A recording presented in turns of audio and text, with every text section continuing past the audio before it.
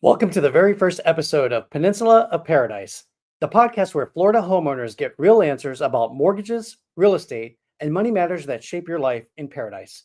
I'm your host, John Tanner. Now, before we dive in, let me give you a little background. I've spent more than 3 decades in real estate, property valuations, and mortgage finance. I'm a licensed real estate broker here in Florida, and earlier in my career, I was a certified residential real estate appraiser in Florida, Georgia, and Texas, and a licensed mortgage broker in Florida. While working at RBMG as a loan advisor, I was responsible for a pipeline of over 100 loans a month. So, just like that guy from Farmers Insurance who says, I know a thing or two because I've done a thing or two, that's me. Over the past 20 years, I've helped families buy, sell, lease, appraise, and finance homes across Florida. And I've seen just about every situation you can imagine, from mobile homes to mansions to private airstrips for aviation enthusiasts. And I know the mechanics of homeownership can be mysterious to many people. That's why I created this show. Because whether you're buying your first home or refinancing to get out of debt, pulling equity to invest in your business, or simply trying to figure out how to pay for your kids' travel sports team, the decisions that you make around your home can either give you peace of mind or can keep you up at night. So let's make sure that you're moving with smart moves that will help you build the kind of life that you want here in paradise. Today, we're starting with the foundation of home equity. What is it? Why does it matter? And how can you use it wisely? The simplest definition is this. Home equity is the difference between what your home is worth and what you owe on it. If your home is worth $350,000 and your mortgage balance is $200,000, then you've got $150,000 in equity. Now, here in Florida, many homeowners have built up substantial equity in recent years because of the post-COVID Florida boom, if you want to call it that. Rising property values coupled with low interest rates in the past, we're talking like 3.5% interest, means that people are sitting on right now what I like to call hidden potential or equity gold mine. But here's the catch. Just because you have equity in your property does not mean that you should tap into it recklessly. I've seen families use equity wisely to consolidate debt, to invest in renovations, or to start a business. I've also seen people drain their equity for quick cash and end up worse off than they were before, including people that I know in my own family. So today's conversation is about unlocking equity without losing your peace of mind. Let's break down the three main ways that Florida homeowners typically unlock their home equity. Option one, the home equity loan. Think of this as your second mortgage. You borrow a lump sum of money and then you repay it with fixed payments, and you know exactly what it's going to cost you every month. That's your second mortgage. It works well if you've got a specific one-time need, say like you're paying for your daughter's travel softball season, or maybe she's getting married and you're paying for the wedding ceremony, or you're buying all of the gear and covering hotel costs for your son's soccer travel team. Now let's talk about option two, the home equity line of credit, or HELOC, like we call it in the business. This works more like a credit card that's secured by your home. The bank gives you a line of credit. Let's say that the bank is going to give you a credit of $50,000 that you can draw on as you need it. You don't take the whole $50,000 at one time. It's just there, accessible if you need to access it. This is great for small business owners. If you don't use the money, then you don't have to pay interest, obviously.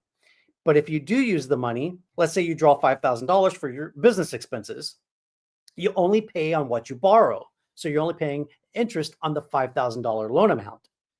HELOCs are great for ongoing projects. Maybe you're doing home renovations, like adding a new kitchen or updating your bathrooms. And so things like that happen in stages. And so the borrowing will happen in stages. You borrow $5,000, you pay it back.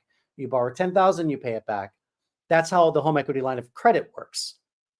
And then option three is called a cash out refinance. This is where you refinance your mortgage, you take out a new mortgage, and you get cash back at closing. This replaces your existing mortgage with a new one with a higher balance, of course, because you're taking the equity out of your property. You pay off your old loan. Let's say you owed $100,000 and you borrow $150,000. So you pay off the old loan of $100,000. Now you're making mortgage payments on the $150,000 loan amount, and you're pocketing the difference of $50,000 less your expenses for taking the loan, because there are costs for doing the loan. So let's just say that for ballpark figure, the loan amount, the loan costs are $5,000. So you'll be pocketing $45,000 in cash, and $5,000 will go to the bank, the lender, for making the loan. And maybe some money goes to an appraiser, maybe. Anyways, you've now got cash in hand that you can use for your project, for paying a business, or any kind of emergency situation where you need to have a lump sum of cash and you can borrow it against your property. It can be powerful for debt consolidation. Let's say you've got 5 different credit cards and they're at 25, 30% interest rates. That's terrible, terrible to be paying such high interest rates. So if you took a loan amount, an equity loan, let's say that your loan amount, your interest rate on your mortgage is 7% interest or 6% interest. Well, 6% is way better than 25 or 30% that you're paying on a credit card line of credit. So if you're buried in high interest credit cards, then this will be a good option for you. I've seen families who are paying $1,200 a month on credit card bills, after refinancing, drop it down to a total payment of under $300 a month for that credit card debt. So to go from $1,200 to $300 would free up $900 a month in cash flow for your family.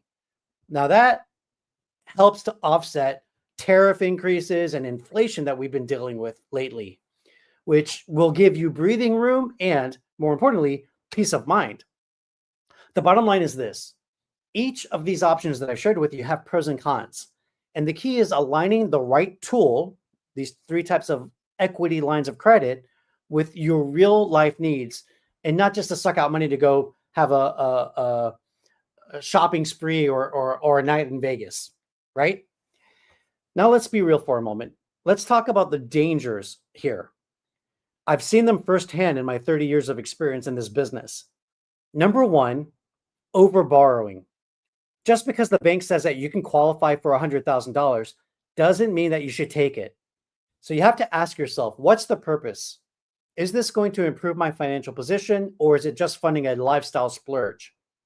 Number 2, ignoring costs. Every loan has a cost. We call them fees, appraisal fees, closing costs. Sometimes you have to pay for discount points to buy the interest rate down to a lower percentage rate. So don't just look at the monthly payment. You have to look at the big picture. And number 3, not addressing credit first. If your credit score is low, you might qualify, but at a much higher interest rate. Sometimes fixing your credit for 6 months can save you tens of thousands of dollars over the life of the loan because of compound interest. And number 4, not having a plan. So it's very important. You don't want to tap into equity without a repayment strategy in place. If you're consolidating your debt, you don't want to go back and, after you pay off those credit cards at 25, 30% interest rates, you don't want to go back and run those credit cards up to max amounts again. What's the point of getting the loan consolidation and paying off that debt if you're just going to get back in debt again? You'll be in a worse off situation than you were before taking the second loan or the cash out refinance. So if you're investing in a business, though, and you have a solid business plan, you could use this to help fund your business. But you need to make sure that everything has been thought of, every jot and tittle has been considered before you take that money out to fund your business, because you could lose that money. Because starting a business is risky. So you want to make sure that your plan is solid and you've tested it in the market before you take your money out of your property to invest in that business. Remember, your home is your paradise. Your home is your castle, right? So don't turn it into a piggy bank that leaves you stranded. So just think about your strategy before you apply for a second loan or a home equity line of credit or a cash out refinance. Here in Florida, we have some unique uses of home equity. Many families will use it for renovations like hurricane proofing, adding those hurricane shutters on the windows and doors so that it's easy to lock up when a hurricane's coming. Very important to do that if your home doesn't already have it. Older homes did not come with hurricane shutters, so you may want to consider adding that to your house, or even adding a pool to the backyard to turn your home into a true oasis. Others use the money for lifestyle expenses. I've heard of clients refinancing to cover the cost of their kids' travel soccer or hockey teams or cheer teams, and that's just fine because you've got to pay for uniforms and flights, hotels and equipment and annual fees to be a part of these traveling clubs. And so these seasons can turn into tens of thousands of dollars over the term that your child participates in these extracurricular sports. And of course, there's the entrepreneurial side. Florida's full of small business owners, and some have had to tap into their equity to launch food trucks or expand their shops or invest in marketing and so on and so forth. If done wisely, you can turn that home equity into future income if done wisely. All right, let's go ahead and land this plane with some practical steps that you can take today. Step one, find out what your home's current value is. You can go onto sites like Zillow or Redfin to get an estimate. But if you want accuracy, then you should talk to a real estate professional. More specifically, somebody who has appraisal experience like me. Step two, look at your mortgage balance. Step three, subtract your current market value against your subtract the loan amount from the current market value. The balance of your loan less current market value. That's your equity. That's how much money you have equity into your property. And then step four, pull your credit score, which you could probably do on your bank account these days. I know that I'm with Wells Fargo, and I can look at my credit score on my account when I log in. So pull your credit score and use these free tools out there to get it. So if you don't know what your credit report is, you can go to freecreditreport.com to request one from each of the three major branches, which is Experian, Equifax, and TransUnion. And then step five is decide what your real goal is. Is it paying down debt? Is it funding sports? Are you going to pay for your daughter's wedding? Are you going to renovate your house? Or are you going to start a business? Because your goals will dictate the loan type that best fits your needs. Knowledge is power, but only when it comes to your home with a thought out plan that will equal peace of mind. All right, my friends, that wraps up our first episode of Peninsula of Paradise. I hope that this conversation has been helpful and that it helps you to think differently about your home, not just as a place to live, but also as a powerful financial tool that needs to be used responsibly. If you guys have any questions, go ahead and share them here on the screen. I'm going to take 10 to 15 minutes to answer them. And if I can't answer your question, then I will get back to you with an answer either in the beginning of the next episode, or you can email me. My email address is john@colemantanner.com.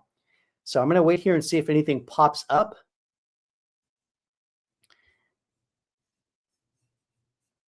And being that this is a new show and we have to get the reach out, don't suspect that anybody's here with questions to answer right now. So, okay, we're going to go ahead and wrap it up. And if you enjoyed today's episode, please hit the subscribe button so that you don't miss out on what's coming next. And if you're curious about your home equity and you want an expert opinion from somebody who's been in the real estate, appraisal, or mortgage finance industry for over 30 years, feel free to reach out to me directly. My business line is 904-310-4270. That's 904-310-4270. I'm located in Jacksonville, Florida. And again, my email address is john@colemantanner.com. Next week, we're going to dive into credit repair, how to boost your score fast and put yourself in a position to qualify for the best mortgage rates available. You won't want to miss it. Thanks for listening. And until next time, remember, paradise starts at home.